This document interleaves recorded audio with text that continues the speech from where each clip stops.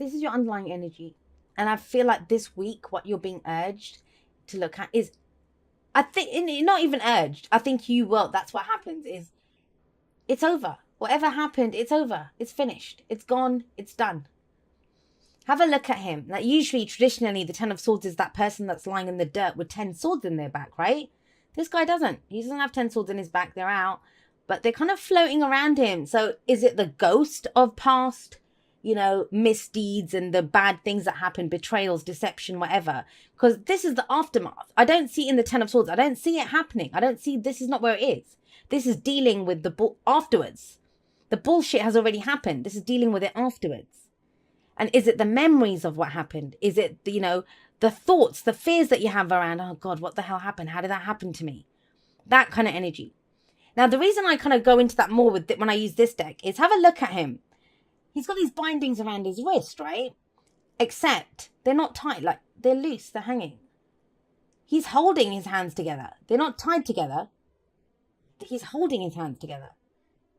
So it's like he's bound. His hands are tied, right? By what has happened already. But he's free. Then hands aren't actually bound together. Someone might have cut him loose. He might have cut himself loose. But he's still trapped there in the memory of what happened. But don't worry. Everything else is. So I get the sense that this is about you. I don't know if I want to go forward. I don't know. Everything went to pot last time.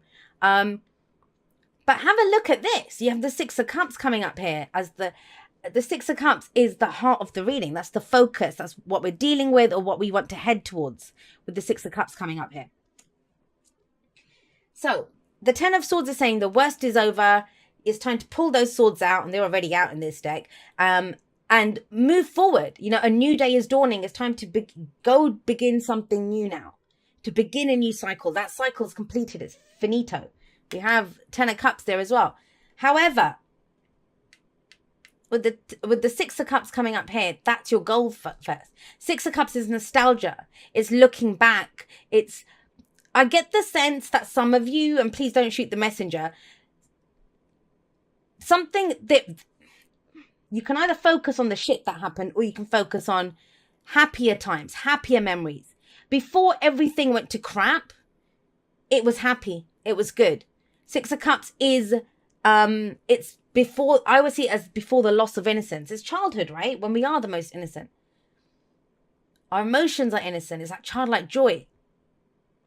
Now, what some of you are doing is the combination of this is looking back and thinking, well, the happiest days are in my past. I'm never going to be that happy again.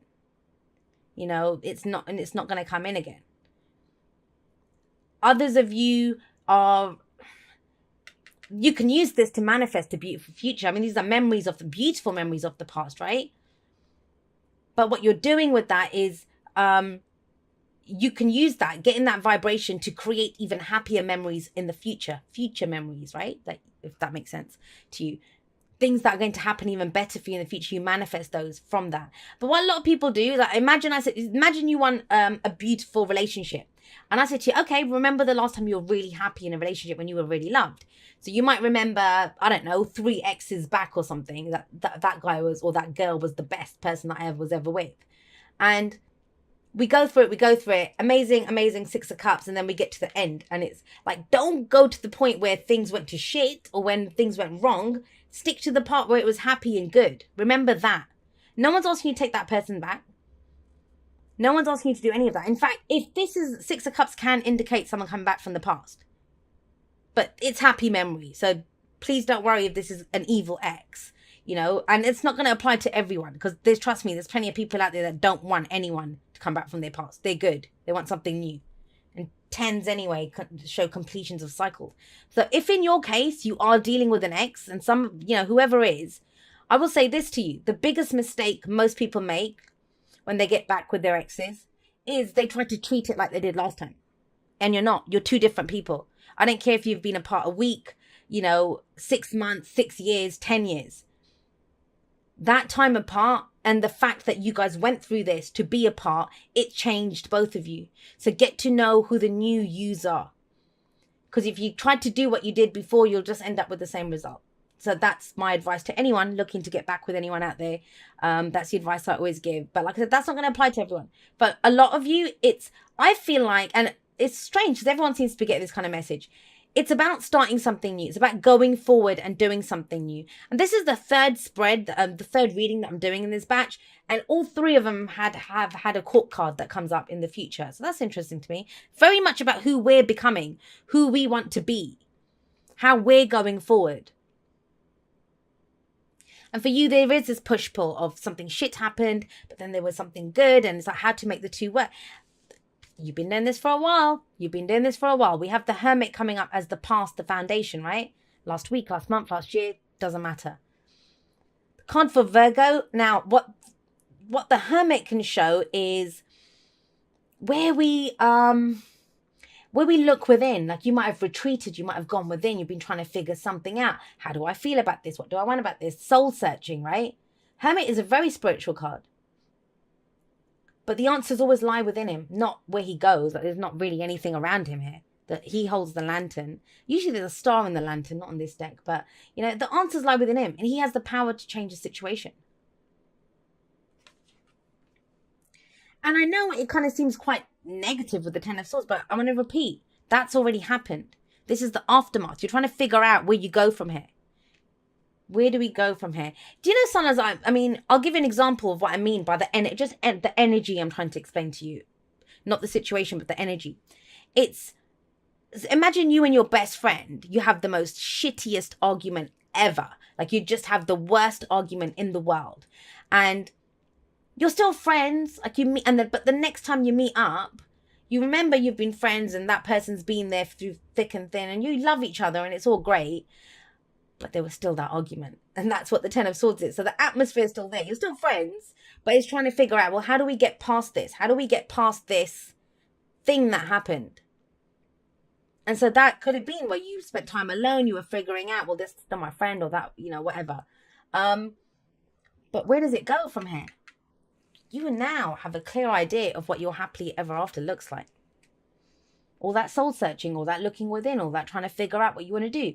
Ten of Cups, have a look. Even the bloody cat looks blissed out lying there, right? And they're cuddling up, doing their kind of Netflix and chill thing in front of the fireplace. And this is whatever. Each of us has our own idea of what it is. But this is our happily ever after. When we're truly content, what our heart truly desires. The Nine of Cups, yeah, that's the heart's desire card. But I always feel with the Nine of Cups, I think it's what we want. The Nine of Cups is actually a very selfish energy. And like, nothing wrong with being selfish. I think we should all go for our dreams and stuff. Selfish is a much maligned word, right?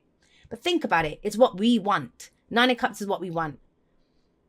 This is where we get what we need. And it's always about sharing it with other people. The family, the group of friends, the reunion, whatever it is with the Ten of Cups there. So I mean, that thing that I gave about the example about the friend, there might have been an argument, and this is about clearing that up. But this looks good. There's an opportunity to make amends. There's an opportunity to be a group again. There's an opportunity. It might not even be you. It might be somebody else has. You know, childhood friends, in the family, something's happened. There is an opportunity for things to come together. With one difference. Which didn't happen before. You have had that loss of innocence. Whatever happened, this could be anything. It's so broad, the energies. But whatever did happen with that Ten of Swords, it's made you the Queen of Swords. Now, that's not a bad thing. She's gone through just about every difficult thing that you can imagine.